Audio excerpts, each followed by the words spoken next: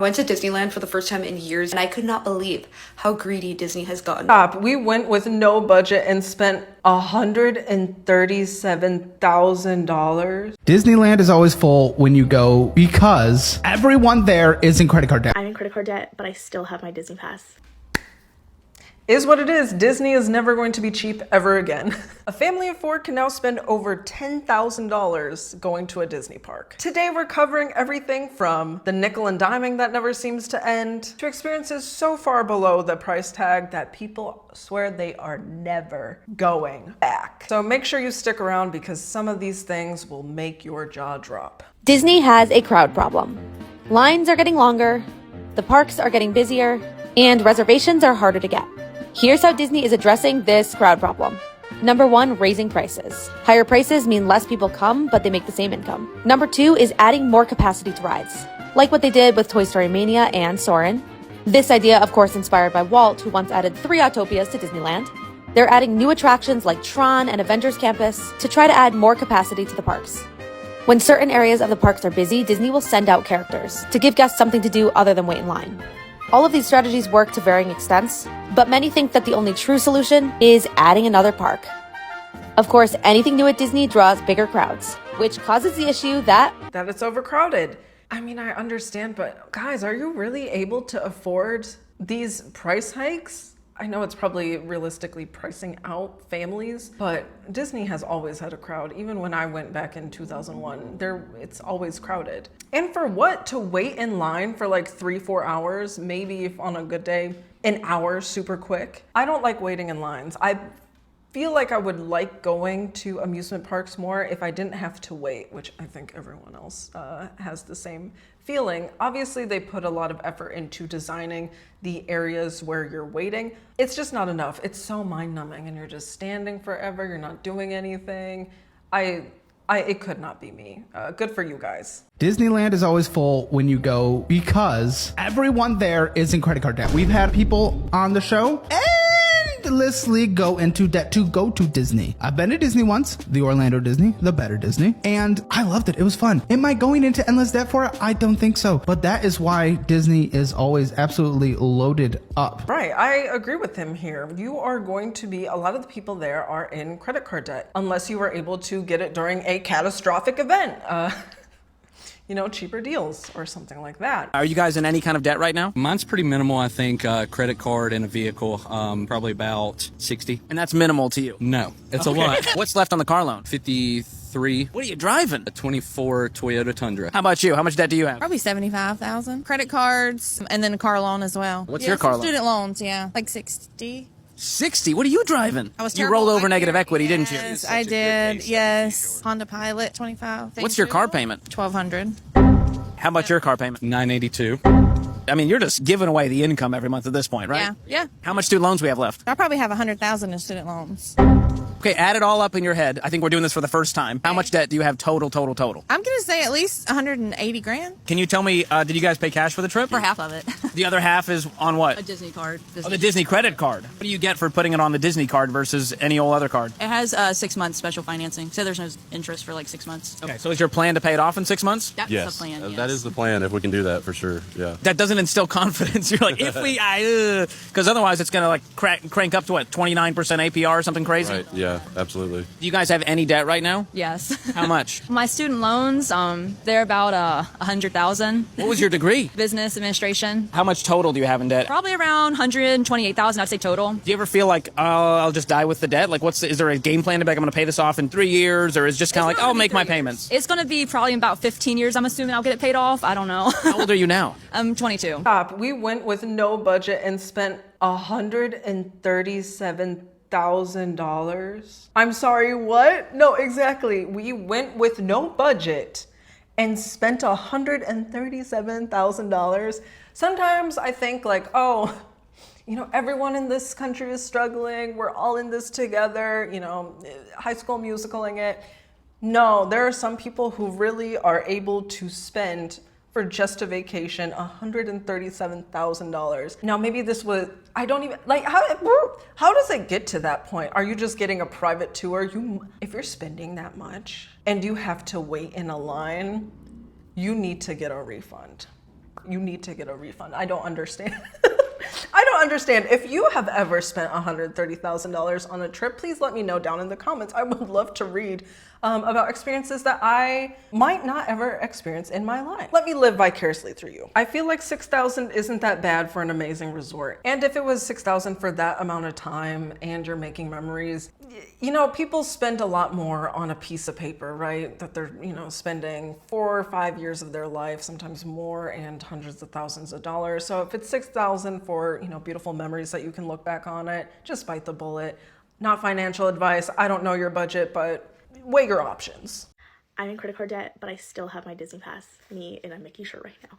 I just feel like this is one of the things that I'm just never going to cut out because, first of all, it brings me so much joy. It is in my budget, and I feel like if I'm paying off debt and I'm putting all my extra money towards that, this is my one thing, or not my one thing, there's a few things, but this is one of the few things that is for myself that I get to enjoy and that makes life not miserable. So I feel like if you're paying off debt, I say yes, you can be aggressive and put a lot of money towards debt, but you should still find stuff that brings you joy and makes you happy, because if not, it's just gonna suck and you're gonna be miserable, and I don't want to be miserable, so I'm gonna keep my Disney. I mean, that's fair, and she's getting the local rates if she has a Disney Pass. I'm assuming she has the local rates, right? And she's not flying out or driving out to Disney every time she pleases. So that's probably cheaper, the $900 a year. If it really makes you happy and you're still meeting your debt pay down goals, I don't necessarily see why not. Obviously, it depends how fast you want to clear your debt. But if this is genuinely what makes you happy, and of course she's stuck in where she's like, you know, it's the one thing, well, actually, girl, you need to pick one. Take it or leave it, right? My thing is food. Food is my non-negotiable. I will always make space for some good food. Obviously, that comes with a much smaller budget. But if she enjoys it, go ahead. Just don't get into more debt because you're going to Disney so often. Oh my God, actually no, because then if you're buying stuff, I'm pretty sure you can bring food into the parks. Somebody correct me if I'm wrong, or I'll put it up on the screen here. You can save money that way, I believe, and bring your own water bottle. But if you're actively like buying foods, buying merch, buying all sorts of crap that you don't need, then girl, we need to have a different situation. But if you're just going there to ride the rides, you eat beforehand and then go back home, I think that's fine. Family challenge, find the cheapest item at Disneyland. Receipt included. Bubbles, $1.99, aka $2. Applesauce, again, we're gonna say $2. A cheese cup, aka like queso, $1.39. A side of salsa, $1.39. Kleenex for $1. Honestly, I mean, that's actually not too bad, but it's the skinny packet, where you might get 5 sheets of paper that are probably thinner than your 8.5 by 11 inches. So yeah, y'all, I don't think you're gonna be able to find any sort of good deals on the cheap at Disney. Oh, hey. So it's official. There's zero reason to stay at a hotel on Disneyland property. They got rid of the early entry perk for hotel guests that are visiting parks. They claim that it's because the perk was not really utilized. It was underutilized. That's bullshit. That is one of the biggest perks of staying at a Disneyland Resort hotel. And if you take that away, in exchange for one Lightning Lane multi-pass, we're staying at a hotel that is $600 to $1,000 a night. When hotels that are closer to the main entrance of the park, more convenient for you, and even nicer than the hotels on property, are like $200 a night. $300 if you want to stay at the Westin. The Westin. On top of that, the entrance to DCA for Pixar Place Hotel guests is going to be going away. I mean, I've been doing these videos on my page about off-property hotels for a reason. Butting in here to say, I do this mostly on my Instagram page. Same username. Check it out if you want to see that kind of thing. Save the money and stay off-property. Don't let Disney price gouge you for less benefits. It's not like they lowered the prices of the hotel. Yeah, they're not going to lower the price of anything. If they have lowered any prices, I have not seen that on my search through TikTok. If they have, please let me know what you've noticed that has been lowered in price, because you're getting queso for like $2. Bro, there's no bang for your buck there. In fact, go to Universal. Maybe then they'll lower their prices. No one's utilizing the magical hour. Doesn't that make that magical when there's less crowds? Make it make sense. I think change is good in management because it also creates opportunity to go in new directions. You can't just stay in the old directions. I'm not wild about the fact that it is so expensive now to go to Disneyland or Walt Disney World. I'm not wild about the fact that it's harder than ever to have everybody be a VIP at a Disney park because they're selling certain things. The things that I would do differently, but I don't think I would run it as well as Bob is running it. Okay, well, I don't think Bob's doing that great of a job. Obviously, maximize profits for the shareholders.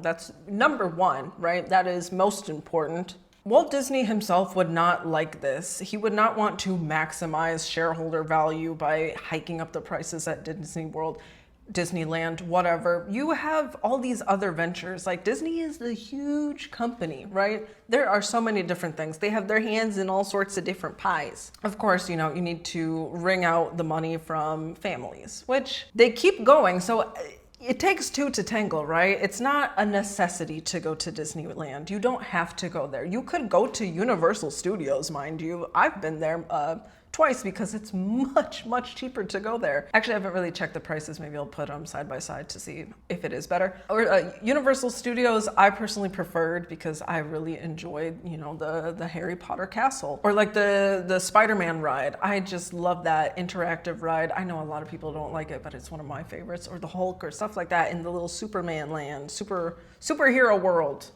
section of the park. So Netflix can buy HBO Max even though they're millions of dollars into debt and literally cannot even afford to buy HBO Max. But when a regular person goes into debt, then they're punished super hard for it and their credit goes down. But when billionaires do it, it makes the stocks happy, even though it's inevitably going to crash and fail and Americans are going to have to bail them out for it. Right? Yeah, that's why I don't really like demonizing people for getting into debt over things that they want, because these companies out here, of course, it's an entity, run by multiple peoples and multiple different levels of people, but it's still run by people. There are still people at the heart of this company, okay? It's an entity.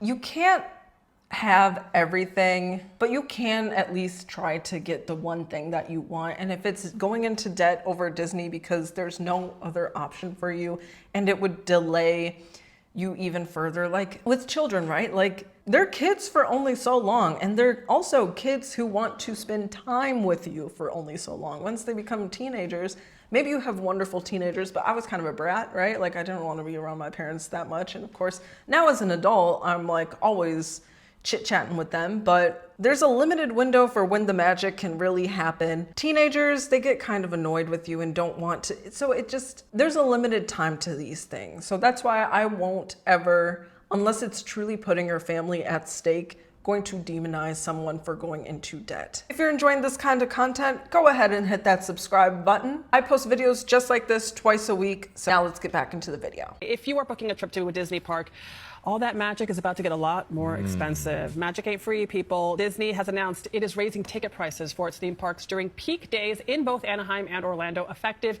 immediately. A single-day pass to Disneyland around the big holidays like Christmas, New Year's, and Thanksgiving will now run you $224 a pop. That is up $18 from last year. A bit of good news, I guess. The price during the least busy days remains unchanged at $104. Wow, a more than double price for peak times. That's actually insane. More than double? Is it because, at the 104 price, you're getting like hurricanes or something like that? I don't know. You just spent $1,000 on this card. It'll go Disney, Disney, Disney, Disney, Disney, Disney, Disney, Disney, Disney, Disney, Disney, Disney, Disney, Disney, Disney, and then Wendy's. We went to Disney once in November, and then we went a couple weeks ago. Are you f***ing kidding me? I'm going twice in January. What the are you guys? We took our nephew for his birthday. His birthday? And then we went for my birthday. Your birthday? And then we're going for our nephew's birthday in January. His birthday? I don't give a shit about birthdays. A little piece of cake. We could even put Mickey on it. I like to do mine at Disney. Why don't you do that when you're out of debt and have fully funded emergency fund and you're on track for retirement? I mean, what a wonderful aunt going into debt for your birthday. But gosh, girl, you don't need to go to Disney that many times. Once a year, like just cut it down to once a year at this point. How much was the Disney trip? About $15,000. That's not bad. These poor parents, could you imagine? 15,000, you know what? 15,000 for 5 people, is it really that bad? Come on, you be the judge. I'm about to ask these guys right here with the stroller. I got a YouTube channel and I'm just asking people what they paid for their Disney vacation. Oh wow. Just to help like people out that never been here. How much we paid? Yeah. So $2,000 in the hotel. For like the whole trip? Where you staying at? And the contemporary, so $2,000 for 2 days. 2 days. And Food, wow.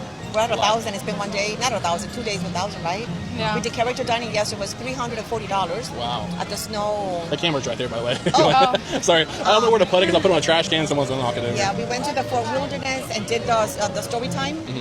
And yeah, $70 a head. So. What do you think the total of your whole vacation would be?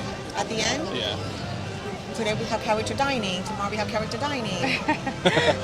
It's gonna be about 4,000 for 2 days. Is it just you two and? No. Her husband, my other granddaughter, my two other grandkids. I'm missing one. Yeah, it gets expensive. So for 6 people. In a nice hotel, we do a character dining. We don't have to do that. We can go cheap. We just don't want to. Oh, okay. Yeah. Awesome. I appreciate you guys' time. My TikTok and YouTube is DJ from Orlando. EJ from Orlando? DJ from Orlando. Okay. Yeah. Very simple. All right, thank you. Yeah, thank you. It was good to meet you guys. You too. Thanks, Rachel. This is eye-opening because Disney is just a 2-hour drive for me and my tickets were only $900 for the year. Did not realize how much Disney costs nowadays. Wow, what a nice thing. If you live near Disney, is it that inexpensive for you to get a ticket? Obviously, I would hope that people who live right by the parks, or at least in the state of Florida or California, that they're able to go at a lower price than people who live out of state. I spent a month in Asia for $3,800, flights included. After this calculation, I was like, wow, I probably could have done even 2 months in China with this amount. Yeah, so I am currently gallivanting Europe at this moment, and I've been doing it for 6 months. I have spent maybe $7,000 in total, including my flights and my accommodations and food and stuff like that. So baby, is Disney really what we should be spending our money on, or maybe could we make that dollar last a little bit longer? Going during non-peak times would cut that down by a lot. Disney will do hotel discounts and even ticket discounts on less busy times of the year. But are there actually less busy times of the year? I'm sure it's probably outside of those breaks for children and of course outside of summer, because holy Hannah, those are definitely peak times. But is it really that much of a discount? You must be rich because you go to Disney parks a lot. What are you saying? Say it again. You must be rich because you go there a lot. You must be, in my personal opinion, you must be rich, budget correctly, whatever, you are good with your money, or you live by the park so you get the discount.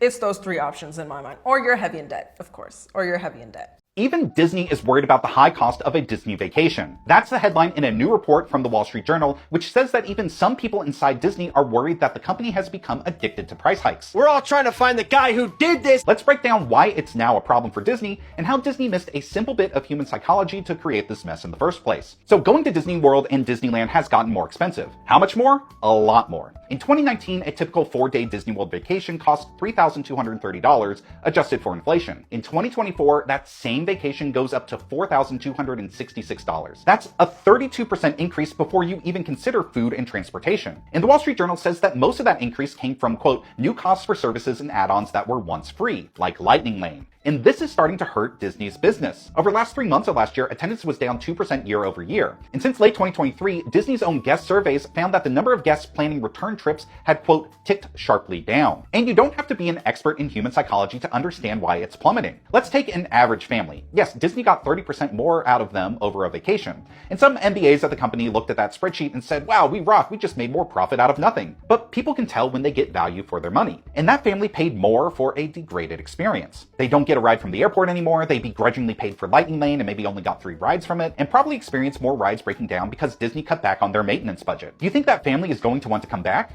No. Look, I still love going to Disney World, but even families that have a good vacation are probably less enthusiastic about it, not raving to their friends that, oh, you have to go, we had the best time, and delay their next visit from next year until 3 or 5 years from now, because everything's so expensive. Walt would be rolling in his grave learning the current pricing. He really would, wouldn't he? Because I think he did try to make it as all-inclusive for the average American family at the time. Like, he would be happy that a bunch of people enjoy the parks. Like, that is something that he really loved, is, making magical moments.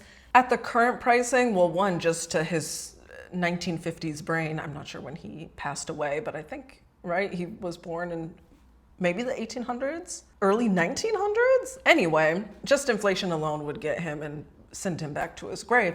But what a beautiful thing to see your park still, running, that people love your park, love your idea, love your creation so much that they are willing to go into heavy debt for it.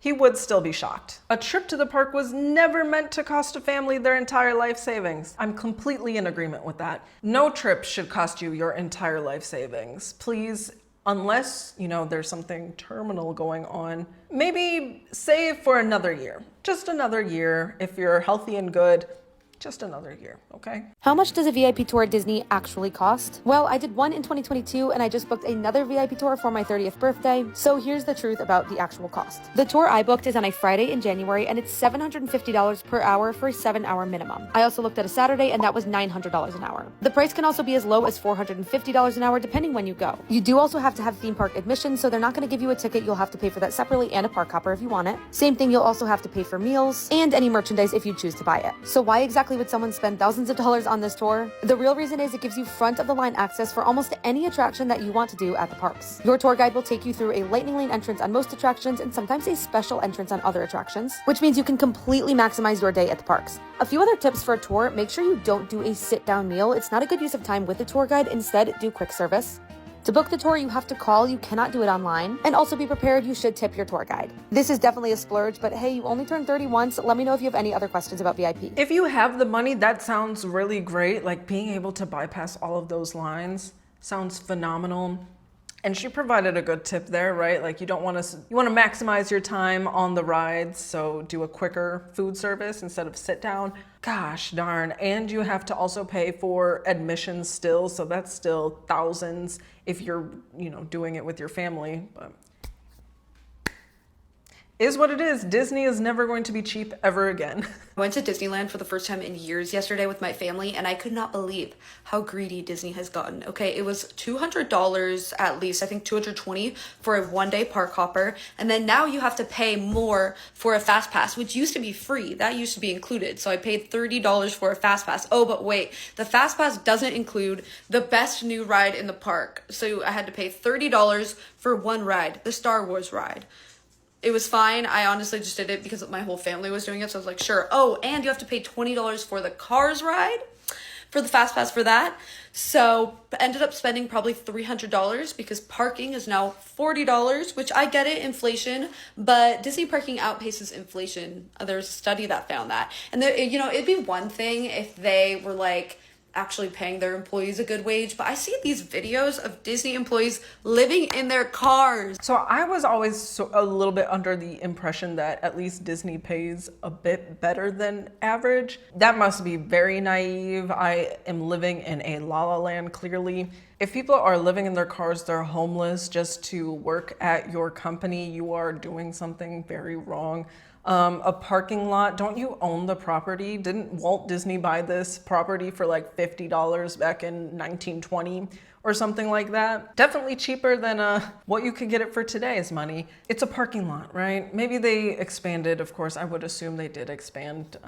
But geez, $40? That's a lot of money. That's a lot of money. And then paying an additional $30, and she said that was for a fast pass. Right, aren't there different rungs of fast lanes? So there's the normal line, fast pass, and lightning, maybe? Or are there just a bunch of different tiers that, show how rich you are? So what do you think? Are you going to Disney this year? Are you maybe going to their competitor of Universal? Or are you skipping it altogether? Let me know your thoughts in the comments. Like the video if you like it, dislike if you dislike it, and I'll see you in the next one. YouTube seems to think you'll like this video next.